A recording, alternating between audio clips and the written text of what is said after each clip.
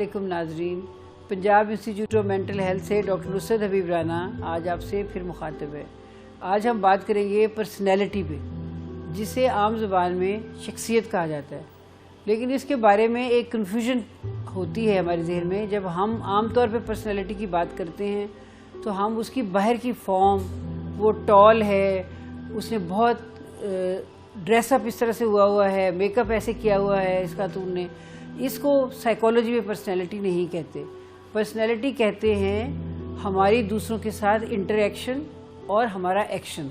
हर individual का एक दूसरे के साथ बिहेव करने का तरीका, उसका पैटर्न, उसके लाइकिंग डिसलाइकिंग, उसका चीज़ों को अच्छा या बुरा समझने का स्टाइल, और अपने बारे में और दूसरों के बारे में जजमेंट बनाने का तरीका, मतलब उसके पैटर्न, उसके बिहेवियर, उसके ट्रेट्स, उसकी इंटरेक्शंस उसकी शख्सियत बनाते हैं।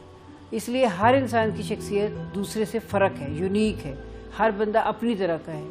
वो बेशक बहन भाई भी हैं तो आपस में बहुत फ़र्क है उनमें, क्योंकि ये सारी चीज़ें मिल के जो उनका एक प्रोफाइल बनता है एक्शन और इंटरेक्शन का, इंसानों के साथ, इन्वायरमेंट के साथ, सोसाइटी के साथ, आइडियोलॉजी के साथ, उनकी जजमेंट, उनकी अंडरस्टैंडिंग, ये पर्सनैलिटी होती है।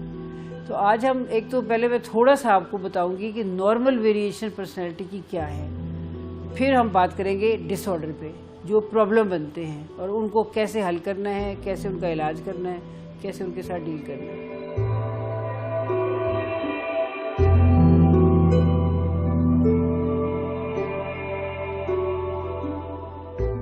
सबसे पहले हम बात करते हैं नॉर्मल वेरिएशंस की। अब हम देखते हैं अपने दोस्तों में, बहन भाइयों में, कोलीग्स में, वर्कर्स में, ऑफिसर्स में, कि कहते हैं जी फ़लाँ बंदा बड़ा शाय है, तो ये भी पर्सनालिटी की एक टाइप है। फ़लाँ बंदा बड़ा एक्सट्रोवर्ट है, मतलब वो आउट गोइंग है, वो डेयरिंग है, वो कॉन्फिडेंट है, उसे दूसरों से बात करने में, इनिशिएटिव लेने में लाइफ में कोई प्रॉब्लम नहीं होता। इसको हम क्या कहते हैं, एक्सट्रोवर्ट पर्सनैलिटी। इंट्रोवर्ट है जी फ़लाँ बंदा, वो अपने आप में गुम रहता है, वो दूसरों से शेयर नहीं करता, वो आइसोलेटेड सा रहता है, अलूफ सा रहता है, ये इंट्रोवर्ट है। फिर एग्रीएबल एक पर्सनालिटी स्टाइल है, जिसके अंदर वो चीज़ों को माइल्ड तरीके से देखता है, अपने और सर्कमस्टांसिस को डील करने की कोशिश करता है, वो इंटरेक्शन में लोगों की सॉफ्ट है, जजमेंटल नहीं है, एग्रेसिव नहीं होता, उसको हम कहते हैं एग्रीएबल है।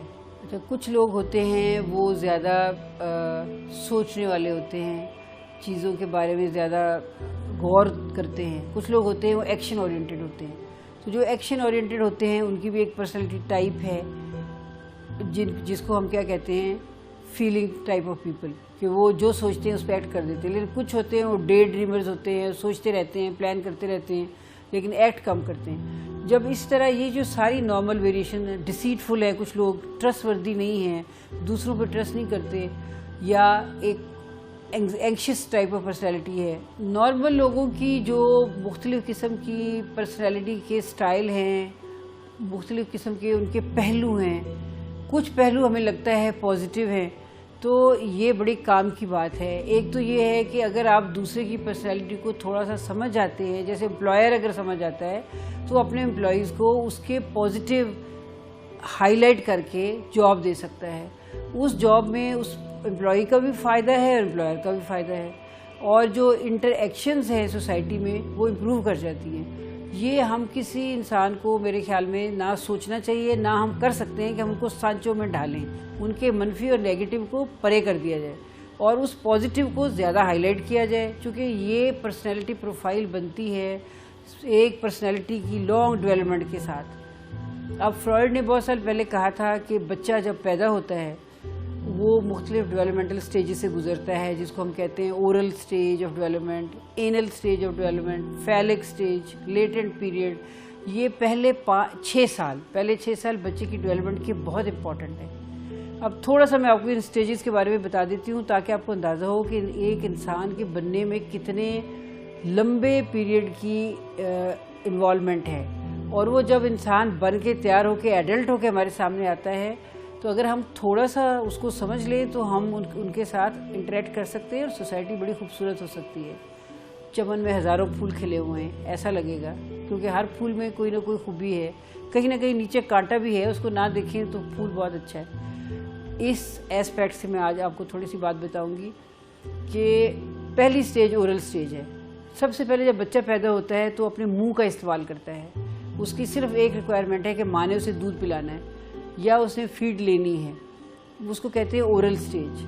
अब फ्रॉइड ने बहुत साल पहले ये कहा था कि बाबाई साइकियाट्री है। अब इसके बाद बहुत साइकोलॉजी में डेवलपमेंट हो चुकी है, लेकिन इसकी ये डेवलपमेंटल स्टेजेस अभी तक बहुत ही कारआमद है और चीज़ों को अंडरस्टैंड करने में, एबनॉर्मल साइकोलॉजी को अंडरस्टैंड करने में बड़ी काम आती है। ये स्टेज अगर लंबी हो जाए, वो कहता है कि इस स्टेज की डेवलपमेंट में अगर कोई प्रॉब्लम हो जाए, मसलन हम बच्चे को जल्दी वीन आउट ना कर सके, माँ देर तक उसको दूध पिलाती रहे, तो उसके अंदर एक डिपेंडेंट पर्सनैलिटी टाइप आ जाती है और मुंह का इस्तेमाल ज़्यादा हो जाता है। हमारी सोसाइटी में वैसे काफ़ी है, गौर करने की बात है।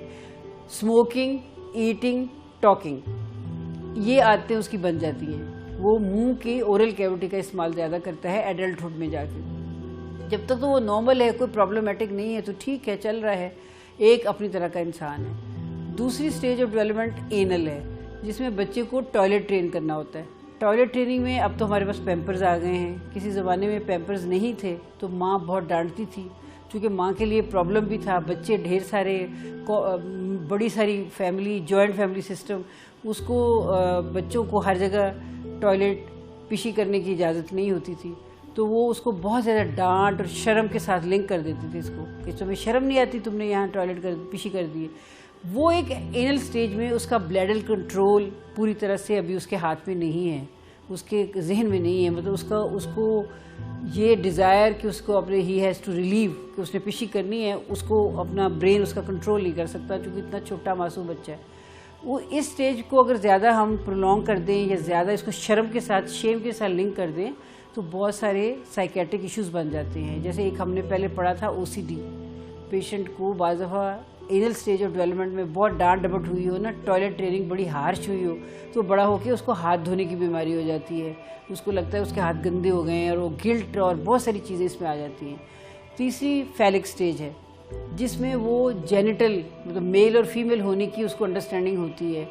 इसमें भी हमारे यहाँ डेवलपमेंट के बहुत सारे प्रॉब्लम हैं, क्योंकि इस स्टेज के साथ भी लिंक्ड है कि उसमें बच्चे का, जब वो अपने आप को फील करता है कि मैं मर्द हूँ, मैं मेल हूँ, मैं अपने बाप की तरह हूँ, माँ की तरह नहीं हूँ, जब उसको ये अवेयरनेस आती है, तो फ्रॉइड ने एक कॉम्प्लेक्स इसके अंदर से निकाला है, उसे कहता है इडिपस कॉम्प्लेक्स, कि वो अपने बाप के जैसा होना चाहता है, लिहाजा वो बाप का राइवल बन जाता है। मतलब बाप के साथ उसकी एक अनकॉन्शियस दुश्मनी सी बन जाती है माँ की वजह से, कि दोनों, वो माँ के साथ रिलेट फादर करता है तो वो भी माँ के साथ उसी तरह समझता है कि ये माँ के और बच्चे के रिलेशनशिप में, माँ और बेटे के रिलेशनशिप में बाप एक राइवल है, एक दुश्मन है। तो इस स्टेज के अंदर भी उसके बहुत सारे कॉन्फ्लिक्ट और प्रॉब्लम आ जाते हैं, जो बड़े होके पर्सनैलिटी में उसका इजहार होता है। यहाँ लेते हैं एक ब्रेक, मिलते हैं ब्रेक के बाद।